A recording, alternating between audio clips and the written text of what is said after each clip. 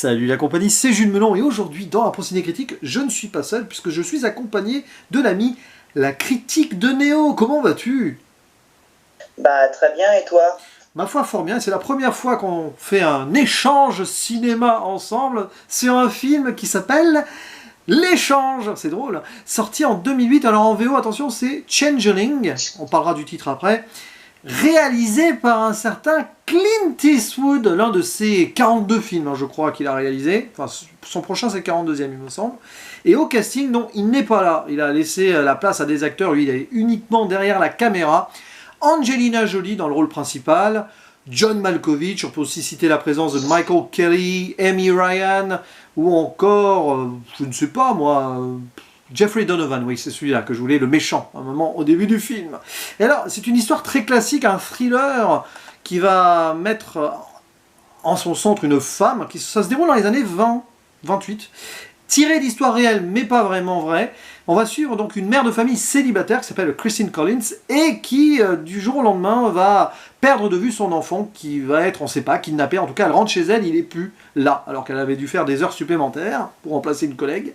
Et bien sûr, elle va paniquer, elle va demander à la police de faire des recherches, mais la police attend 24 heures et c'est trop long. Et des mois après, miracle, elle retrouve son enfant. Sauf que quand elle est face à sa progéniture, elle se rend compte que ce n'est pas lui. Enfin, elle ne croit pas que c'est lui en tout cas. Et évidemment, la police se demande si elle est en train de devenir folle, le traumatisme, et va un petit peu lui mettre la pression pour qu'elle accepte cet enfant qui ne serait pas le sien. Ouf, quelle histoire terrible. Et évidemment, on va suivre le combat d'une mère contre la vérité, enfin, pour trouver la vérité et puis retrouver son enfant surtout.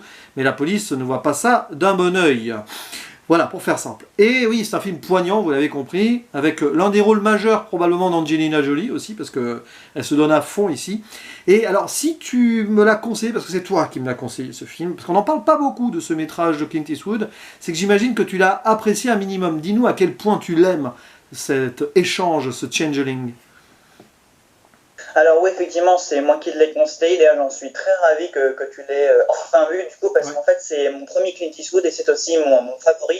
Et tu as pointé du doigt le fait que c'était un de ses moins reconnus, puisque voilà, quand on parle de Clint Eastwood, on sait bien souvent des Mystic Rivers, je ne sais pas moi, des Invictus aussi, des $1 million Babies. Ouais. Mais l'échange, oui, c'est un film qu'on ne reconnaît pas beaucoup et pourtant, tu l'as dit, il est poignant, il est incroyable. Je trouve qu'Angelina Jolie, pareil, c'est un de ses rôles les plus intéressants, quoiqu'elle avait aussi livré une très bonne performance dans le film Une vie volée, qui est réalisé par Jess Mangold, avec Winona Ryder, si tu l'as vu. En tout cas, il est très bon. Je crois que je l'ai vu il y a longtemps. Et l'échange, voilà quoi, ce combat d'une mère contre la justice, contre la vérité, voilà, qui ne veut pas, une justice, voilà, qui ne veut pas reconnaître que l'enfant qu'on a retrouvé n'est pas celui de Christine Collins. Moi, je trouve que c'est une histoire assez poignante. Après, il y a d'autres sous-intrigues sur lesquelles nous reviendrons qui sont tout aussi déchirantes et tristes. Et rien que d'en parler, vraiment, j'ai des frissons parce que c'est un film que je revois toujours avec beaucoup de plaisir. Oui et non, parce que c'est un très grand film, un très grand Clint Eastwood, mais un film très triste quand même. Donc oui, je l'adore.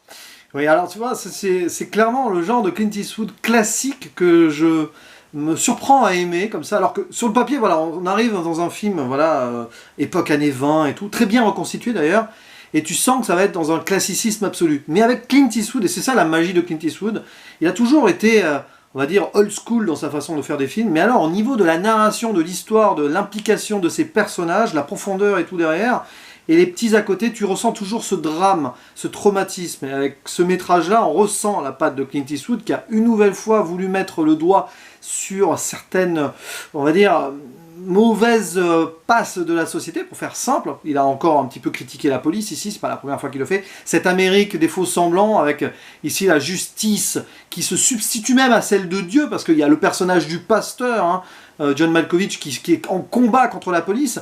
Et quand on connaît cette époque de l'Amérique, on peut aussi imaginer qu'en filigrane, même si c'est pas mentionné ici, parce que voilà, la police est plutôt corrompue, avec la mafia notamment. Alors ici, on prend le contrepartie, juste nous montrer une police corrompue qui essaye ici de faire passer une femme pour folle, parce que bah voilà, elle ne veut pas que cette femme remette en cause son jugement, quoi. C'est ça qui est terrible. Et on voit ici aussi les erreurs judiciaires, hein, clairement, précipitation, à la fois précipitation pour rendre un enfant qui n'est pas le sien, mais aussi non-précipitation pour lancer les recherches. Ah, il fallait attendre 24 heures. ce qui a probablement fait la différence pour la perte de l'enfant. Donc il y a des choses terribles là, et puis évidemment le focus sur le personnage d'Angelina Jolie, qui est ici vraiment poignante. Voilà. C'est pas une actrice que j'adore, hein, je l'avoue, mais ici elle est vraiment irréprochable. Et c'est un film à la fois qui est également féministe, je trouve. Parce que oui, c'est une histoire tirée de faits réels, on pourrait croire que c'est complètement fou, mais à l'époque, la police, notamment de Los Angeles, faisait voilà, pas mal de raccourcis et n'hésitait pas à faire passer certaines femmes pour folles, parce que voilà, ils voulaient se débarrasser de certaines affaires. Et ici c'est terrible parce qu'on va voir la descente aux enfers d'une femme qui veut se battre pour avoir la vérité et retrouver son gosse, qui finira à un moment interné, hein, sans en dire plus. Et on peut se poser la question, bon, ça on le dira dans les zones spoilers, c'est où est la vérité? Est-ce que son enfant, elle va le retrouver? Est-ce qu'il est toujours vivant et tout? Parce qu'en parallèle, il y a un tueur en série avec une enquête qui se met en place. C'est peut-être un peu le défaut du film à un moment, c'est qu'on est sur deux chemins. Donc voilà, ça fait retomber l'impression du côté dramatique de la mère, mais en même temps, il y a toute une enquête qui se met en place. Mais au final, voilà, tout se rejoint et voilà. Donc, mais la mise en scène, on peut en parler parce que Clint Eastwood, il n'est pas dans la fioriture. Ça va pas être un gars qui va faire des mouvements de caméra de folie, des effets, etc. dans tous les sens. Par contre, il y a un truc qui m'a marqué, je ne sais pas si tu as ressenti ça aussi, c'est la lumière dans ce film. Par exemple, quand elle recueille l'enfant qui n'est pas le sien, chez elle, c'est très sombre. On est tout le temps dans la pénombre, comme si on était dans le mensonge. Je ne sais pas si tu as ressenti ça, le côté glauque de ce film, en fait, sur certains moments. Alors oui, tout à fait, c'est vrai que la lumière, voilà, l'ombre, c'est effectivement c'est un film très très sombre, un peu comme Mystic Rebels, où il y avait de nombreuses zones d'ombre, d'obscurité, effectivement, même quand elle va être internée, ça va être les visages, voilà, des docteurs, etc. Les chambres, tout va être très glauque, tout va être très froid, parce que c'est un film assez froid, mine de rien. Donc, c'est vrai que, comme tu l'as dit, voilà, mise en scène, c'est pas. Enfin, Clint Eastwood, c'est pas du tout un pro de la mise en scène, mais quand même, sur la photographie, sur la tiédeur des environs, des décors et tout ça, il y a vraiment, c'est froid, c'est glauque, on sent vraiment que il y a beaucoup de tristesse et de froideur qui se dégagent. Donc oui, c'est ce qui ressort un peu, c'est ce qui fait le charme et la profondeur de la plupart de ces films, quoi. Il illustre en fait par ces personnages qui sont tapis dans l'ombre, un peu comme s'il y avait quelque chose à cacher, même dans les décors, etc. En plus, c'est un film assez vintage, donc déjà, on est quand même sur quelque chose d'assez, pas moisi, mais quelque chose de très ancien. Donc, mêlé à la noirceur du propos, effectivement, la photographie est très terne. Oui, et puis tu disais, un pro de la mise en scène, en fait, il l'est en soi. C'est ça qui est génial, c'est qu'il a le regard et donc de son histoire derrière et de ses personnages. Et quand il met en scène, il le fait de façon juste pour faire, on va dire, évoluer son histoire. Il n'est pas là pour faire dans la fioriture à droite à gauche et tout. Là, il a choisi un cadre souvent très statique, avec, oui, tu l'as dit, les ombres et tout, notamment, ouais, par exemple, le personnage du capitaine de police, là, qui est bien méchant avec notre héroïne. Voilà, visage plutôt... ouais, c'est ça, c'est terne, quoi. Et avec le regard presque glacial des hommes autour du personnage d'Angelina Jolie. Donc, en fait, voilà, il est plutôt ici dans la narration de son histoire, plus que dans allez, tiens, on va faire un gros travelling et tout. Non, c'est de l'académisme qui montre qu'on est dans une histoire assez dure ici, froide. Donc la mise en scène, elle est austère. Voilà, c'est le mot que je cherchais. Très austère, mais ça colle parfaitement avec l'ambiance, avec les années 20. Voilà, on est dans l'illustration totale, et puis évidemment les costumes, les décors, les voitures de l'époque. La reconstitution est totale, mais tous les petits détails sont là. Mais Clint Eastwood, il a voulu centrer ici sur l'histoire qu'il raconte, et bien sûr, y faire passer ses messages. Alors avant d'aller dans la zone spoiler, quelques messages politiques. On a parlé ici donc de cette police côté judiciaire de l'Amérique qu'il a toujours regardé d'un œil, on va dire, critique, et même en remontant l'époque, jusqu'à l'époque des années 20, dans le sens où Clint Eastwood, il a toujours voulu faire un témoignage de son Amérique, il aime l'Amérique, mais en même temps être critique sur l'évolution de celle-ci. Et là, c'est pas anodin qu'il ait choisi une histoire des années 20-30. Alors, tiré de faits réels, donc avec des témoignages recoupés de femmes qui ont beaucoup souffert à l'époque comme cela. Et donc, voilà, ici, une police qui essaye de remplacer le doigt de Dieu. Et c'est pas pour rien que du coup, le personnage du pasteur, donc, joué par John Malkovich, dans un de ses rôles les plus sobres, hein, clairement. Hein. John Malkovich, d'habitude, on le voit un peu, etc. Et finalement, ce personnage qui paraît presque anodin, en mode... Pourquoi un pasteur et pas autre chose? C'est pour montrer qu'ici, il y a quelque chose qui est plus grand. Voilà. Et l'espoir, il va au-delà de la police. Et ici, même si le personnage Madame Collins n'est pas croyante ultimement, elle va mettre, on va dire, son destin dans d'autres mains pour continuer à se battre. Donc là, il y a quelque chose à creuser, je pense. D'autant plus que le pasteur est un peu le lanceur d'alerte de l'époque, à la radio et tout, en dénonçant la police presque corrompue. Donc c'est assez amusant comme histoire, là, quelque part, parce que il y a un décalage qui se fait avec l'intervention de la religion, là, alors que pourtant c'est une histoire très terre à terre. Et puis, et là on va devoir spoiler un moment, parce que sur la folie ou non du personnage, mais surtout sur les enfants ou l'enfant qu'on lui donne, est-ce que c'est le sien ou pas. Et avant d'aller dans le spoiler, on peut expliquer le titre quand même. Changeling, en fait, c'est le nom d'un leurre que les trolls ou des fées, voilà, par exemple, quand elles volaient un enfant à quelqu'un, c'est dans la mythologie, hein, elles les remplaçaient par un changeling, voilà, une sorte de copie, quoi. Et c'est un petit peu ce qui se passe ici. Maintenant, la question est, qu'est-ce qui a bien pu se passer? Déjà, qui aurait kidnappé son enfant? Est-il mort? Pourquoi on en a mis un autre à la place? Eh bien, pour ceci, à moins que tu aies autre chose à rajouter en hors spoiler, d'ailleurs, parce que je ne sais pas si tu voulais rajouter quelque chose en hors spoiler. Alors, faut quand même noter que l'échange, alors tu as pointé du doigt, voilà, le traitement de la police. D'ailleurs, Eastwood continue de sortir, notamment dans son film avec Tom Hanks, Sully, voilà, où il traite l'affaire du pilote Sully Sullenberg. Oui. Et donc, très dernièrement, c'est un de ses derniers films, je crois, le cas Richard Jewell, là aussi, un homme se retrouve la malheureuse victime de la police alors qu'il avait commis une bonne action. C'était ça le comble, alors que voilà, la police était contre lui, alors que pourtant il avait sauvé tout un tas de vies, mais bon, voilà. Et donc, c'est vrai que Eastwood a traité la police donc, de différentes manières, même avec le personnage de Kevin Bacon dans Mystic Rivers. Mais ici, il y a un truc. Pardon? Non, vas-y. Il y a un truc encore plus marrant, c'est que disons que Christine Collins ici donc soulève presque involontairement tout un mouvement, quoi. Disons qu'elle soulève tout un tas d'affaires, notamment donc celle du poulailler de Winville. Donc on va en parler en partie spoiler, donc avec le psychopathe pervers Gordon Scott, voilà, qui est un personnage, qui est un méchant très secondaire, certes, mais quand on voit ce qu'il a fait dans le film, c'est absolument horrible.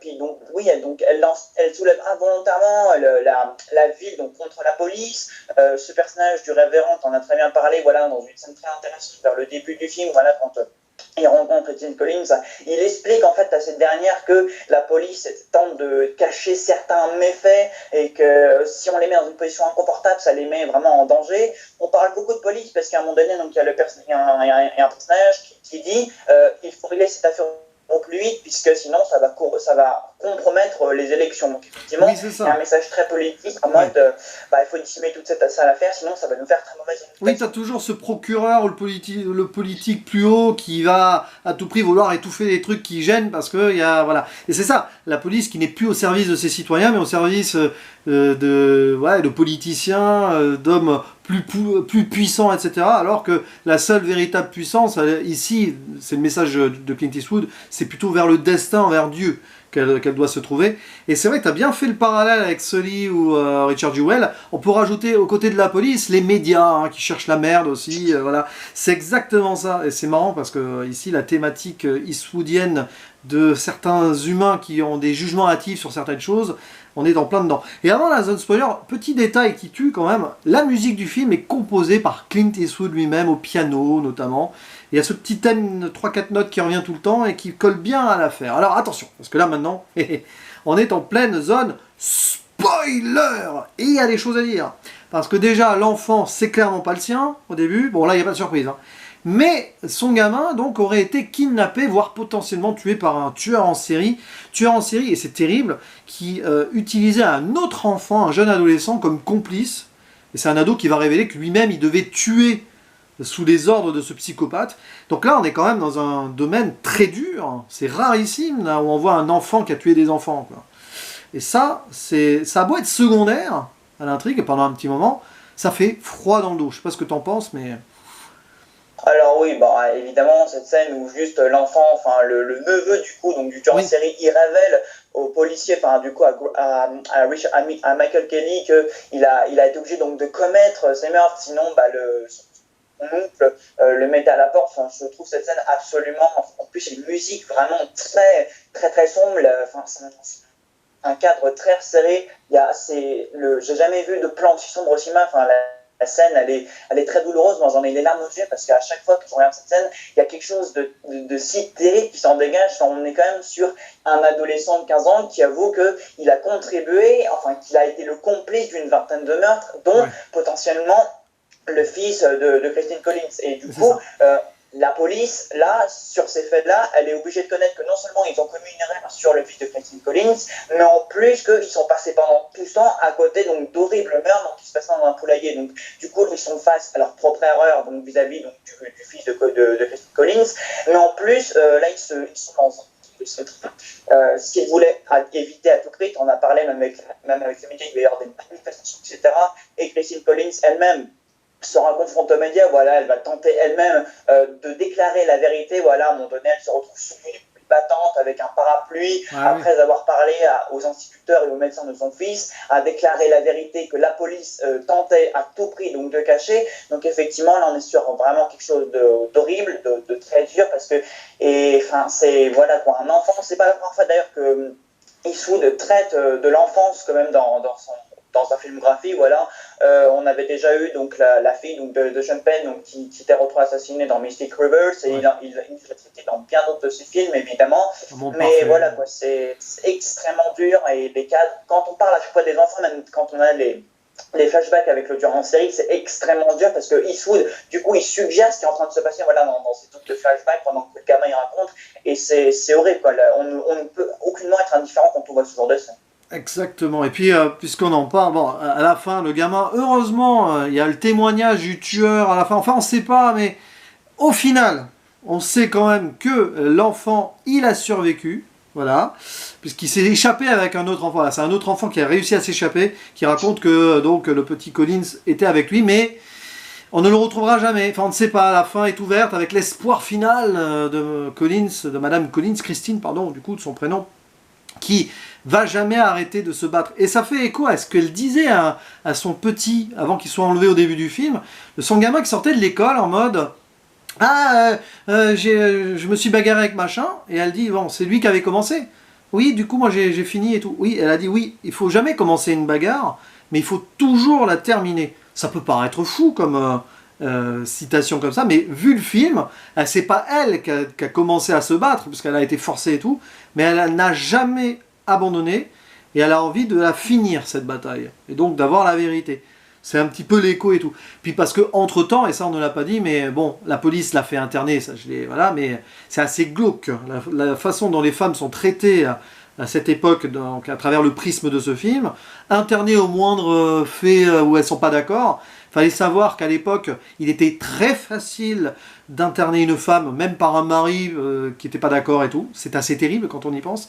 Et là, on voit un petit peu le côté glauque de cette facette où elle est donc à l'hôpital psychiatrique. Ça peut rappeler un peu Shutter Island par moment, même si c'est pas la même époque, etc. Donc c'est vraiment une descente aux enfers. Elle traverse tous les enfers, Christine Collins, pour avoir la vérité. Et à la fin, quand même si elle ne retrouve pas son petit, c'est ça qui est terrible, eh bien, elle va y croire quand même.